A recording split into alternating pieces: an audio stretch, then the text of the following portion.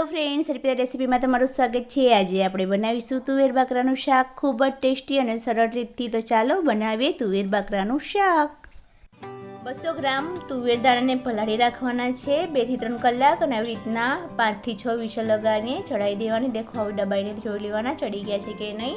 તુવેર બાજરા તૈયાર છે। તો હવે આપણે લસણ અને સૂકા મરચાંની પેસ્ટ બનાવીશું અને આ મસાલા છે જે એડ કરીશ તો બતાવીશ। તેલ અને ડુંગળી देखो एक कढ़ाई में तेल मूक्यु छे।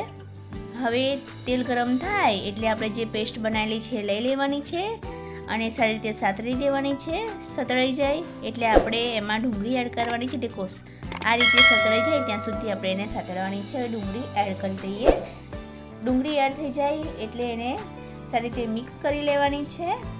मिक्स थई जाय एटले आपणे एमां 1 चमची हळदर, 1 चमची लाल सूकું મરચું तीखું જોઈએ એ પ્રમાણે નાખો તમે। ધાણા જીરું પાવડર 1 થી 1.5 ચમચી લેવાની છે અને મીઠું ટેસ્ટ પ્રમાણે લઈશું।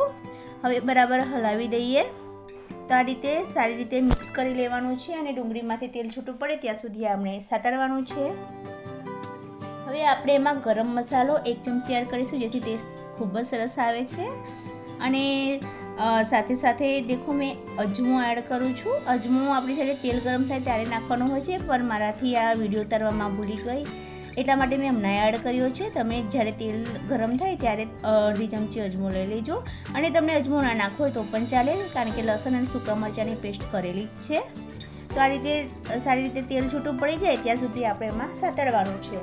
सतळाई जाय एटले आपणे जे तुवेर बाकड़ा बाफी लीधा छे एने एड करी दईशुं। तो देखो अहींया बधा तुवेर बाकड़ाने मैं एड करीने सारी रीते मिक्स करी लीधा छे अने पाणी जे प्रमाणे रसो जोईए ए प्रमाणे आपणे लेवानुं छे। तो अहींया मैं बीजो एक अर्धो ग्लास लઉં છું। तो आ रीते आपणे एमां गोळ उमेरवानो छे अने લીંબુ खाटું મીઠું हशे तो वधारे सारुं लागे छे। हवे आपणे एने उकाळवानुं छे। तो आपणे 6 થી 7 मिनिट जेवुं उकाळीशुं। ढांकण ढांकी दईशुं। 3 થી 4 मिनिट जेवुं ढांकी दईशुं।